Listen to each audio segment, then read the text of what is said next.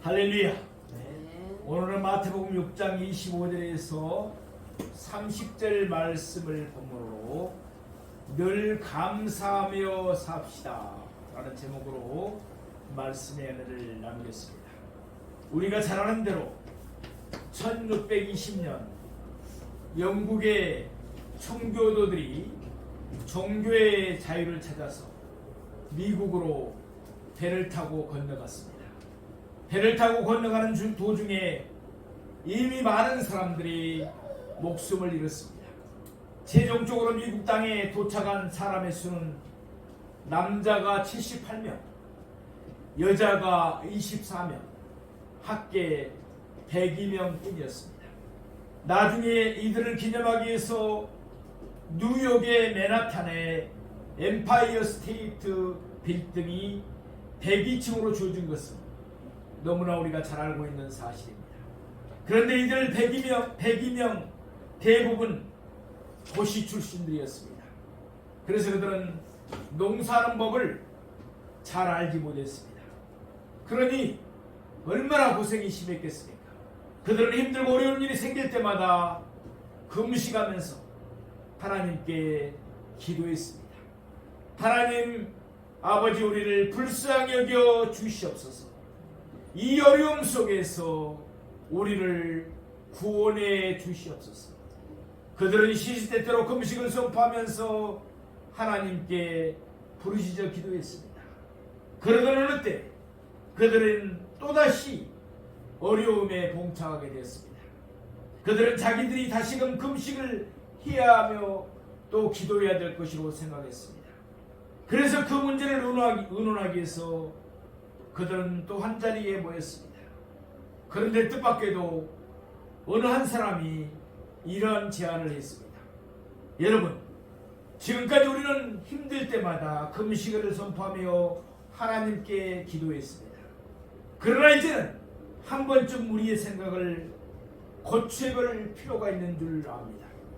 물론 우리가 영국에서 살 때보다 형편이 어려워진 것은 사실입니다. 그러나 우리는 이 가운데에서도 얼마든지 하나님의 은혜를 생각하면서 감사할 조건들을 찾을 수 있는 줄 압니다. 우리에게는 신앙의 자유가 있습니다. 우리에게는 정치적인 자유도 있습니다. 또 우리의 앞에는 강한 대지가 펼쳐져 있습니다. 우리에게는 얼마든지 무수한 가능성이 있습니다. 그러니 이번에는 금식을 선포하지 말고 차라리 감사를 선포하며 기도합시다. 우리가 감사의 주관을 정하고서 하나님의 은혜를 생각하면서 더 많은, 더 큰, 더 깊은 감사를 하나님께 드려보면 어떻겠습니까? 그의 말에 그곳에 있는 모두가 깊은 감화를 받았습니다. 그래서 그들은 금식 주간을 선포하지 않고 대신 감사 주간을 선포했습니다.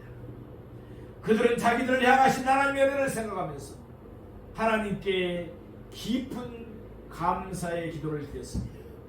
이것이 나중에 그들이 감사주의를 지키게 된 계기가 되었습니다.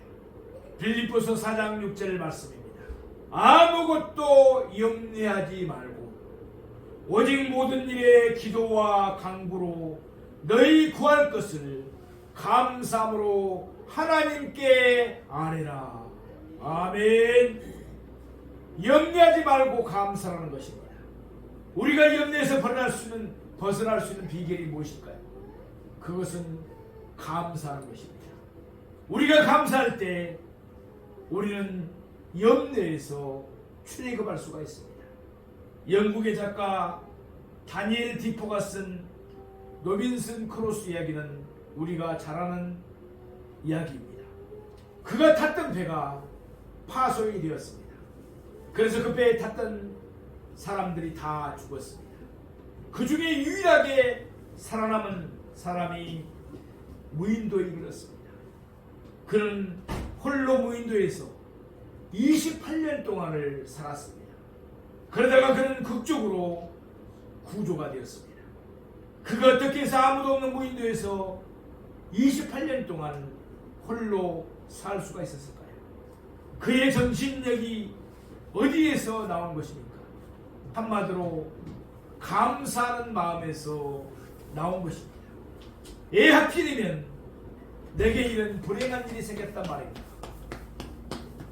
그런 불평 불만을 하지 않았습니다.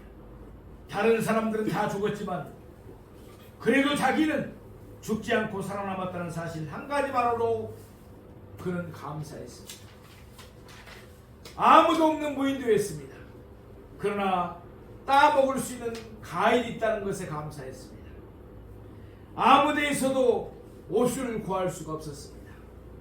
그러나 옷을 입지 않고서도 얼마든지 살아갈 수 있는 따뜻한 날씨에 감사했습니다. 그에게는 총 한 자루 이외에는 변별한 무기가 없었습니다. 그러나 섬 안에는 자기를 해칠 만한 짐승이 살고 있지 않음에 감사했습니다. 그래서 그는 이런 귀한 깨달음을 스스로 얻게 되었습니다. 이 세상에서 가장 비참한 사람은 무인대에 홀로 남은 사람이 아니라 어디에서든지 감사할 조건을 생각할 줄 모르는 사람이다. 이 세상에서 가장 불행한 사람이 누구입니까? 감사할 줄 모르는 사람이라는 것입니다. 사랑하시는 성도, 오늘 우리가 읽은 본문에 염려하지 말라는 교훈으로 우리는 너무나 잘 알고 있습니다. 염려하지 말라. 이 말씀을 달리 표현하면 무슨 뜻이 되겠습니까? 감사라는 말씀입니다. 더 깊은 추수감사주의를 맞이했습니다. 우리를 향하신 하나님의 은혜를 생각하면서 하나님께 감사드리는 날입니다. 형식적인 감사, 습관적인 감사, 마지못해서 억지로 드리는 감사가 되지 않기를 바랍니다. 우리를 향하신 하나님의 은혜를 생각하면서 마음속에서 우러나는 진정한 감사를 드리십시다. 그래서 하나님을 기쁘게 하고 하나님을 영화롭게 드리는 우리 모두가 되기를 원합니다. 예수님은 오늘 본문 말씀을 통해서 하나님 우리를 향하신 하나님의 은혜가 어떤가를 세 가지로 말씀해 주십니다. 오늘의 말씀을 세 대지로 나누어 상고하면서 하나님의 은혜에 더욱 감사하는 우리가 되기를 원합니다. 첫째로 우리에게는 에벤네셀의 은혜가 있습니다. 지금까지 우리가 살아온 것은 하나님의 은혜입니다.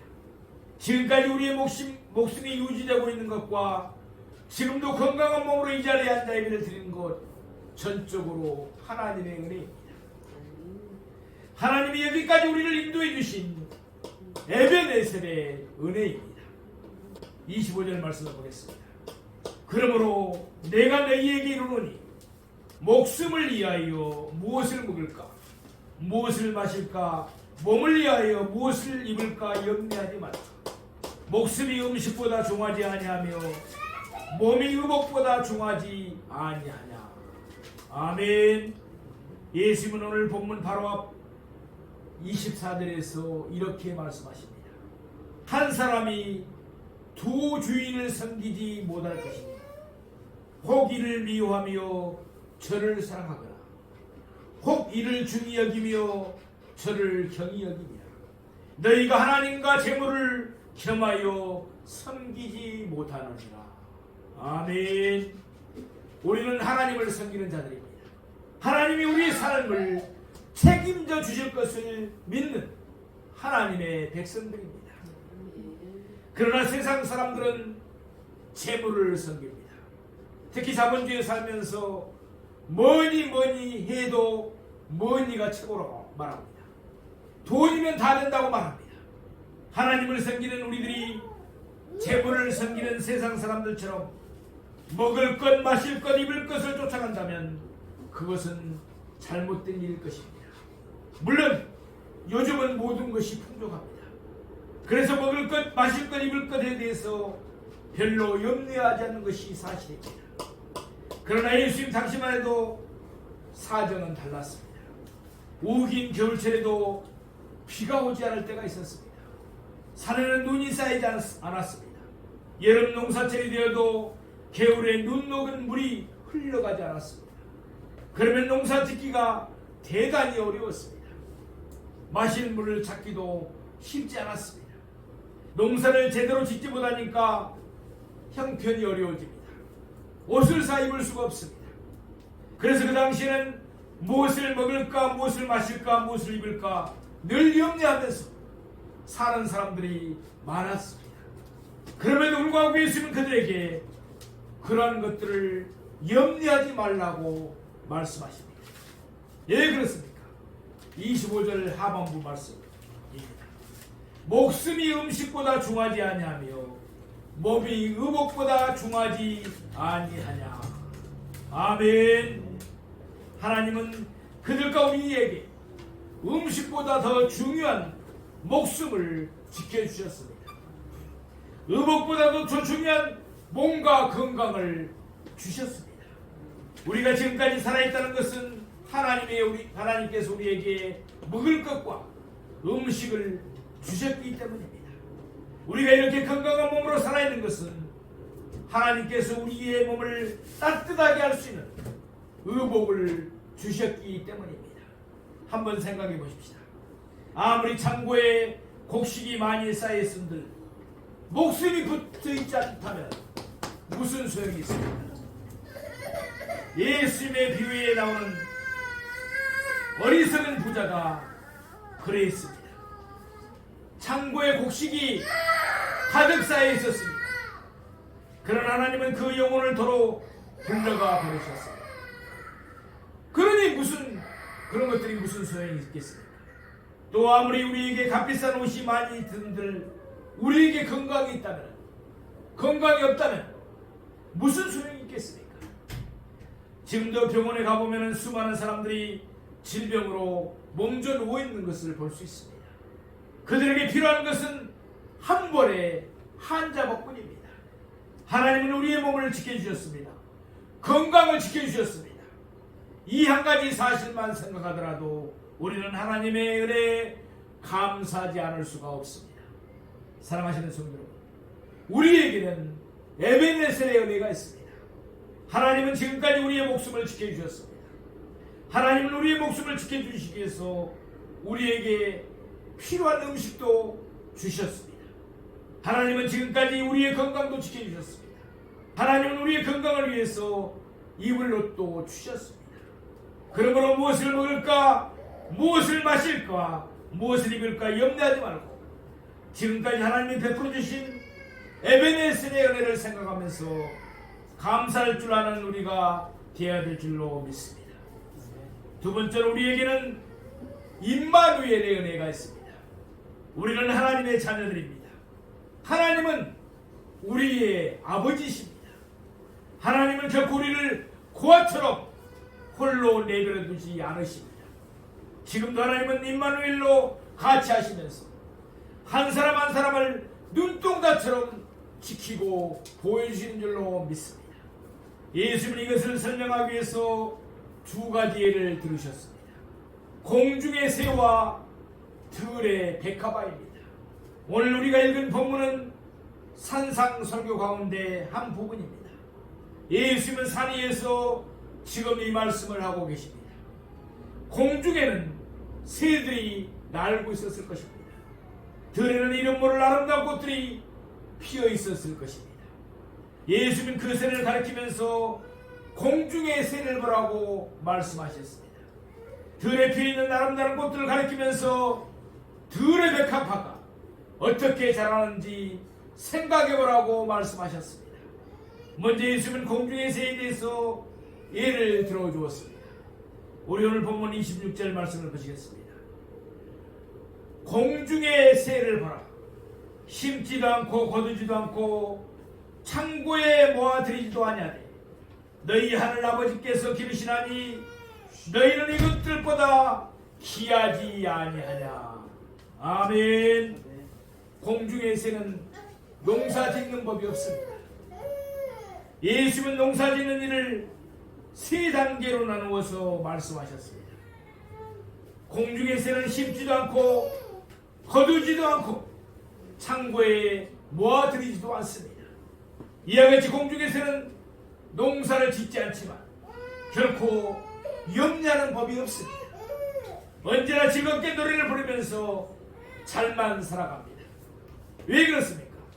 26절 하반부에 보니까 하늘 아버지께서 기르시나니 라고 했습니다. 하나님은 하늘에 계신 우리의 아버지신 줄로 믿습니다. 하나님이 하늘에 계신다고 해서 그 팔이 짧은 것은 결코 아닙니다. 하나님은 자신이 창조하신 이 세계를 언제나 그 팔로 섭리하고 돌보고 계십니다. 새들이 자라는 데 필요한 풀을 키워주시고 새들의 먹이가 되는 벌레를 길러주십니다. 그렇게 함으로써 하나님은 새들을 기르시는 것입니다. 하나님이 새들을 창조하셨기 때문입니다. 26절 끝부분에 보니까 너희는 이것들보다 귀하지 아니하냐라고 말씀합니다. 누가복음 12장 24절에 똑같은 말씀이 기록되어 있습니다. 거기에는 공중의 새가 까마귀로 기록되어 있는 것을 볼 수가 있습니다. 우리가 잘 아는 대로 까마귀는 어떤 새입니까? 부정한 새입니다. 구약의 이스라엘 백성들이 가증히 여기도록 되어 있습니다. 그 보잘것없는 새 한 마리도 하나님을 잊지 않고 먹이십니다. 하물며 우리들은 하나님의 형상으로 창조함을 받은 하나님의 사랑받는 자녀들입니다. 그렇다면 공중의 새를 먹이시는 하나님이 그 자녀들이 우리를 왜 먹이지 아니하시겠습니까? 예수님이 공중의 새에 이어서 들의 백합화를 예로 들어서 설명하십니다. 28절입니다. 또 너희가 어찌 의복을 위하여 염려하느냐? 들의 백합화가 어떻게 자라는가 생각하여 보라.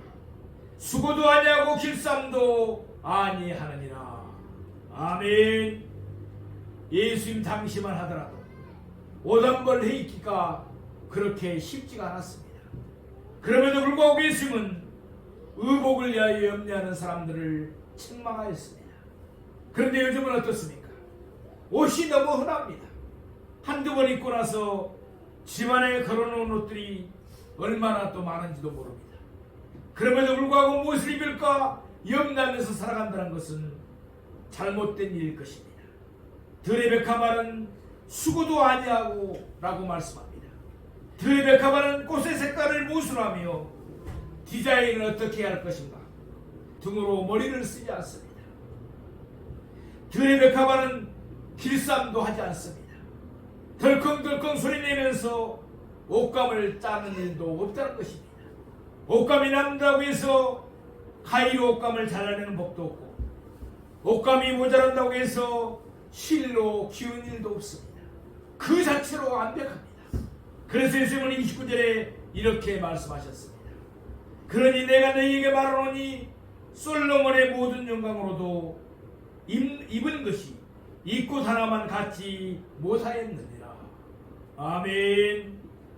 우리가 잘 아는 대로 솔로몬은 이스라엘 역대왕들 가운데서 가장 많은 부귀와 영화를 누린 왕이었습니다. 그가 입은 아름다운 옷도 들의 백합화의 아름다움에 견질 수가 없다는 것입니다. 오늘 본문 30절 말씀을 보겠습니다. 오늘 입다가 내일 아궁이에 던지우는 들풀도 하나님이 이렇게 입히시거든 하물며 너희일까 보냐. 믿음이 작은 자들아. 들의 백합화는 하루살이 풀입니다. 아무리 아름다운 꽃을 피운다 할지라도 그 다음 날이면 시들어버리고 맙니다. 예수님 당시에는 그런 마른 들풀들을 거두어다가 떡을 굽는 땔감으로 사용했습니다. 오늘 있다가 내일 아궁이에 던져질 하루살이 들풀조차도 하나님은 잊지 않고 아름답게 입히십니다. 그렇다면 우리는 어떻습니까? 우리는 결코 하루살이 인생들이 아닙니다. 영원한 생명, 영생을 가진 사람들입니다. 장차 하나님의 나라에서 하나님 아버지와 더불어서 영원토록 살아갈 하나님의 백성들, 하나님의 자녀들입니다. 그러니 하나님이 우리를 돌보지 않으시겠습니까? 지금 예수님이 말씀하신 의도는 무엇입니까? 우리에게 어떤 염려가 있습니까? 그러면 그 염려에서 빠져들지 말고 벗어나라는 것입니다. 공중의 새를 바라보면서 들의 백합화를 바라보면서 잠시 그 생각에서 벗어나라는 것입니다. 우리보다 못한 존재를 생각해 보십시오. 하나님은 우리보다 못한 공중의 새를 먹이시며 들의 백합화를 입히시는데 하물며 그 사랑하는 자녀들인 우리를 돌보지 않으시겠습니까? 그러면서 예수님은 30절 끝부분에서 이렇게 책망하고 계십니다. 믿음이 작은 자들아, 우리가 염려할까요? 하나님은 지금도 우리와 임마누엘로 같이 하시면서 우리를 눈동자처럼 지키고 보여주시고 함께 하신다는 그 믿음이 부족하기 때문에 그렇습니다. 믿음과 염려는 반비례합니다. 믿음이 깊어지면 염려는 얕아집니다. 그러나 믿음이 얕아지면 염려는 깊어질 수밖에 없습니다. 반대로 믿음과 감사는 정비례합니다. 믿음이 커지면 감사도 커집니다. 그러나 믿음이 적어지면 감사도 적어진다는 것입니다. 우리의 마음속에 감사가 부족합니까? 세상 염려로 가득 차 있습니까? 한마디로 믿음이 부족하기 때문에 그렇습니다. 우리가 더욱 기도해야 할 것입니다. 하나님이 지금도 임마누엘로 우리와 함께 하시면서 우리를 눈동자처럼 지켜주시고 돌봐주신다는 사실을 생각하면서 감사하십시다. 그래야 할 때 우리의 믿음도 더욱 깊어질 줄로 믿습니다. 세 번째, 우리에게는 여호와 이레의 은혜가 있습니다. 에베네셀 하나님은 지금까지 우리를 돌봐주셨습니다. 임마누엘 하나님은 지금도 우리와 함께 하십니다. 여호와 이레 하나님은 우리의 모든 것을 예비하시고 앞으로도 우리의 발걸음을 인도해 줄 줄로 믿습니다. 27절 말씀입니다. 너희 중에 누가 염려함으로 그 키를 한 자라도 더할 수 있겠느냐. 여기에서 키는 우리의 신장을 의미하기도 하지만 원문상에는 우리의 생명, 곧 수명을 의미할 수도 있습니다. 그래서 옛날 우리말 성경에는 이렇게 번역을 해두었습니다. 너희 중에 누가 염려함으로 그 생명을 일각이나 더하겠느냐. 인간의 생사복을 홀로 주관하시는 분은 하나님이신 줄로 믿습니다. 모든 것을 섭리하시는 분은 하나님이십니다. 우리 염려는 하나님의 손에 달려 있습니다. 세상 사람들은 이 사실을 알지 못합니다. 그래서 그들은 내일 일을 염려할 수밖에 없습니다. 그러나 우리는 하나님이 우리의 선한 목자가 되셔서 모든 것을 예비하시고 우리를 푸른 초장 쉴만한 물가로 인도해주는 사실을 잘 알고 있습니다. 그래서 우리는 염려 대신 감사하면서 살아갈 수가 있습니다. 사랑하시는 성도 여러분, 세상 사람들은 염려 속에 쌓여서 살아갑니다.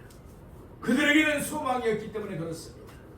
그러나 하나님의 자녀들인 우리에게는 소망이 넘칩니다. 여호와 이레의 은혜가 있습니다.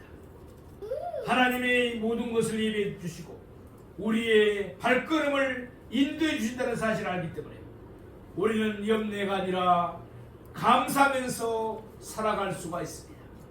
베드로전서 5장 7절 말씀입니다. 너희 염려를 다 주께 맡기라. 이는 그가 너희를 돌보심이라. 아멘. 하나님이 우리 앞날을 돌봐주시기 때문에 우리는 염려할 필요가 없습니다. 하나님은 여호와 이레의 하나님이십니다. 우리의 모든 것을 다 예비하시고 앞서가시면서 우리의 발걸음을 인도해 주십니다. 이 사실을 늘 기억하면서 예수님을 바라보며 무리를 걸어가는 우리의 승리로운 모습이 되기를 원합니다. 사랑하시는 성도 여러분, 우리에게는 에베네셀의 은혜가 있습니다. 하나님이 여기까지 우리를 인도해 주셨습니다. 우리에게는 임마누엘의 은혜가 있습니다. 하나님은 지금도 우리와 함께 하시면서 우리를 눈동자처럼 지키고 보호해 주시고 계십니다. 우리에게는 여호와 이레의 은혜가 있습니다. 하나님이 우리의 모든 것을 예비하시고 우리의 발걸음을 친히 인도해 주실 것입니다.